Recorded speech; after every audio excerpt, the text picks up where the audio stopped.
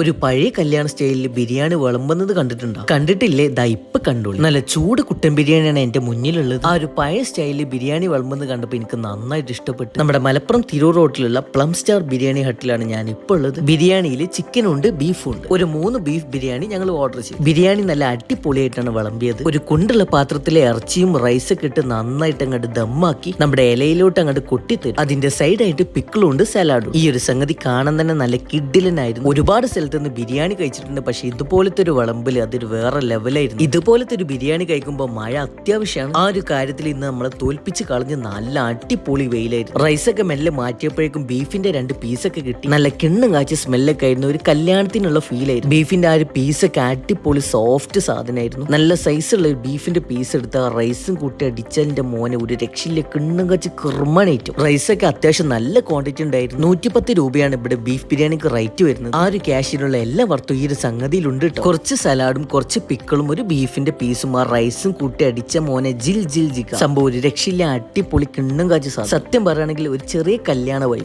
Must try. അപ്പൊ spot മറക്കണ്ട, നമ്മുടെ തിരൂർ മഞ്ചേരി റോട്ടിലുള്ള പ്ലം സ്റ്റാർ ബിരിയാണി ഹട്ട്.